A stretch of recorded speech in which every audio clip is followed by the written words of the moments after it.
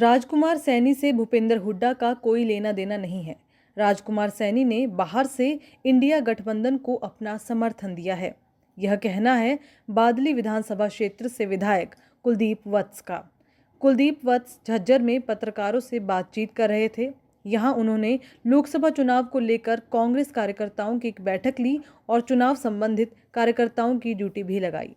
विधायक कुलदीप वत्स ने केंद्र और प्रदेश की भारतीय जनता पार्टी पर जमकर निशाना भी साधा। इतना ही नहीं, विधायक वत्स ने पूर्व उप मुख्यमंत्री दुष्यंत चौटाला को भी खूब खरी खोटी सुनाई।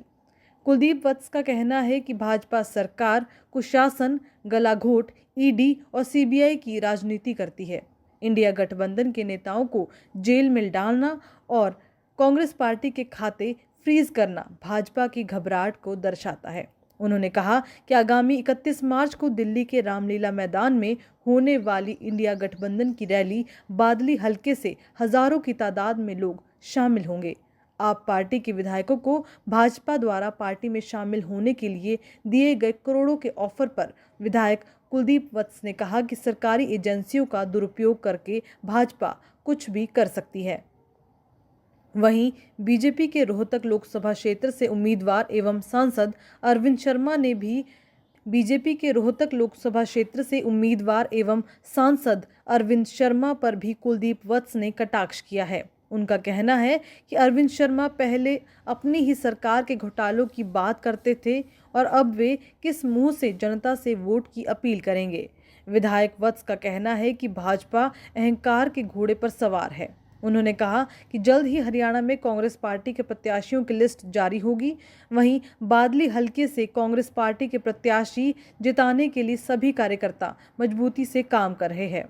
जेजेपी द्वारा सभी 10 सीटों पर जीत दर्ज करने के बयान पर विधायक कुलदीप वत्स ने दुष्यंत चौटाला को खूब खरी खोटी सुनाई। उन्होंने कहा कि बीजेपी और जेजेपी आपस में मिली हुई है और दोनों पार्टियां मिलकर यह चुनाव लड़ रही है।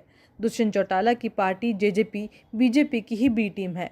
यह दोनों पार्टियों का ठगबंधन है, गठबंधन नहीं।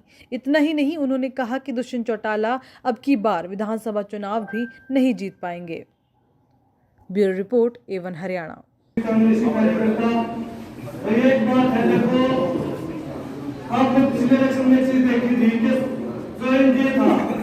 नरेंद्र मोदी कितनी सीट जीत गया था कि सब लोग प्रधानमंत्री को सीट का खतरा नहीं था। दीपेंद्र आया, क्यों आया? मत पढ़ते पूरा प्रशासन, पूरा सब कुछ लग गया। एक ही जीत पर दीपेंद्र पर आओ। उसका कारण था भाइयों, उन्हें पता था दीपेंद्र का जीत गया था, हरियाणा में कांग्रेस सरकार बनेगी और यही आविष्कार है। अगर दीपेंद्र का जीत जाता है तो मैं लिखते कहता हूँ कांग्रेस सरकार बनेगी।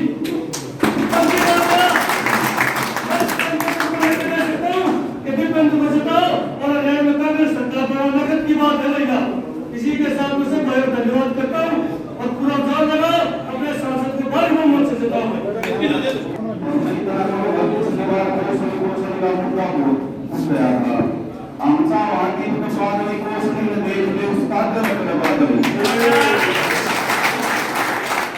और साथी कोई भी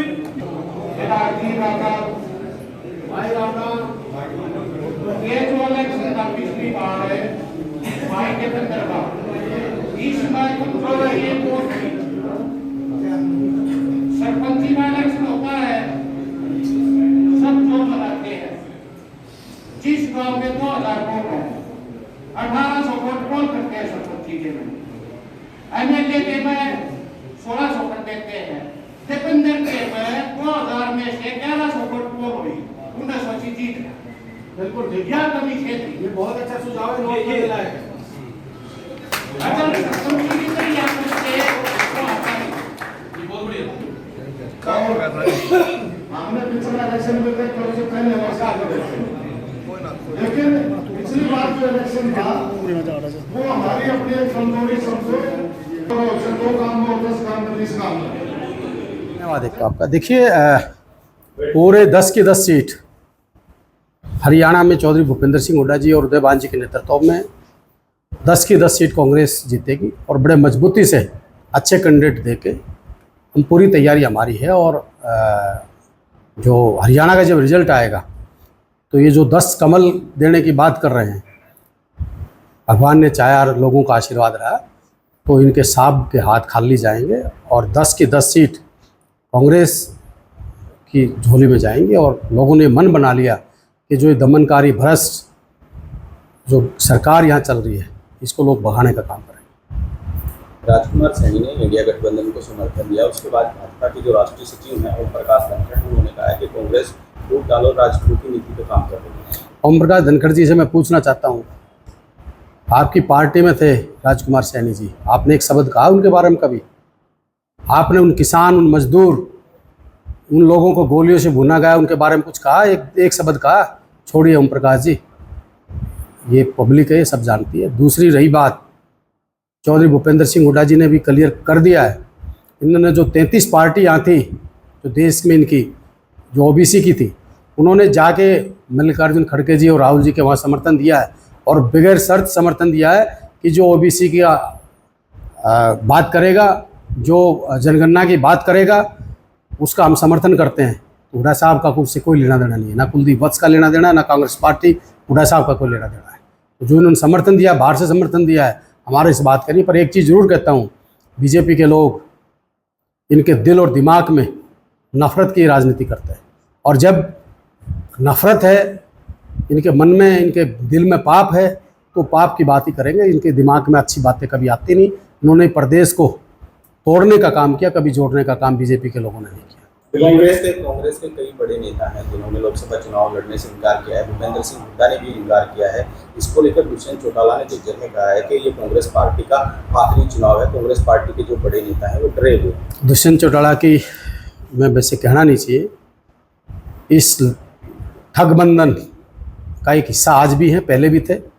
और मैं एक चीज़ ज़रूर कह रहा हूँ, आज यहाँ 50 आदमियों के बीच में आने वाले लोकसभा की तो छोड़िए, विधानसभा में अगर दुष्यंत चौटाला भी इलेक्शन कहीं से जीत जाए तो मेरा कान पकड़ लेना। कांग्रेस पार्टी आज भी 30 सीट लेके यहाँ बैठी है। आपने 10 सीट लेके लोगों को बेचने का काम किया दुष्यंत चौटाला जी ने। जितना भ्रष्टाचार जिसने दुष्यंत चौटाला ने इस प्रदेश में किया है 4.5 साल में, और आज अपने पाप छुपाने के लिए जो बीजेपी से अंदर का जो समझौता इन्होंने किया है, बीजेपी की बी टीम है ये। आज ये 4.5 साल तक लूटते रहे हरियाणा को और आज ये आके फैसला करते हैं कि हम गठबंधन तोड़ते हैं। ये सिर्फ और सिर्फ इनके ढकोसले हैं, सभी मिले हुए हैं कैसे यहाँ वोटों को डिवाइड किया। पर मैं एक चीज़ जरूर कह रहा हूँ मित्रों, ये बीजेपी के लोग हैं, जेजेपी के लोग हैं, इनको सब पब्लिक जानती है। इनका आने वाला समय ना बीजेपी का ठीक है हरियाणा में, ना जेजेपी का ठीक। दिल्ली के जो मंत्री हैं कैलाश गहलोत, उनको ईडी ने सम्मन भेजा है, लगातार ईडी ऐसे सम्मन भेज रही है। बीजेपी के पास है क्या ईडी, सीबीआई और इनकम टैक्स? मैं कहता हूँ एक चीज़ सुन लें, ये जो लोगों को डरा के धमका के, जो एक लोगों को दबा के जो काम किया जा रहा है, ये देश के लिए अच्छी नहीं है परंपरा। पर बीजेपी, मोदी जी घबराए हुए हैं, बीजेपी घबराई हुई है जो इस प्रकार के ये जो कारनामे किए जा रहे हैं। जो ये लोग इनको पैसे से, ईडी से, सीबीआई से धमकी दे के जो तोड़ा जा रहा है, देश की जनता को कैसे तोड़ेंगे, मैं तो ये पूछना चाहता हूँ। जननायक जनता पार्टी अपना कैंडिडेट जल्दी उतारने वाली है, तो कहीं ना कहीं जननायक जनता पार्टी का उम्मीदवार दीपेंद्र सिंह हुड्डा की मुसीबतें बढ़ाने वाला है। हमारी ना तो जेजेपी के पल्ले यहाँ कुछ है और ना हमारी कोई मुसीबत बढ़ा सकता। हमारे यहाँ पे हम तगड़े मजबूती से इलेक्शन लड़ेंगे, हजारों में नहीं लाखों में इलेक्शन जीतेंगे। रोहतक लोकसभा से जो भाजपा के उम्मीदवार हैं अरविंद शर्मा, उन्होंने एक बार फिर जीत का दावा किया है और भाजपा भी 400 पार कर दी है। मैं तो अरविंद शर्मा जी से एक बात पूछना चाहता हूँ और वो लोग भी पूछेंगे, 5 साल अरविंद शर्मा जी कहाँ थे? लूट में साझेदारी थे या ना थी? मनीष ग्रोवर का 3 डिग्री कौन दे रहा था? अमृत घोटाला किसने किया? बीजेपी के बारे में क्या क्या कहा करते हैं और आज उस बीजेपी की बढ़ाई कर रहे हैं। मनीष ग्रोवर से पूछो क्या मदद कर रहा है अरविंद शर्मा की। और आज आपको एक और बता रहा हूँ, जिस गांव में जाएंगे ना, लोग कहेंगे किसी के दुख में आया नहीं, कभी सुख में आया नहीं, किसी के काम नहीं कराए, और बाट वोट के देखते हैं, वक्त बताएगा।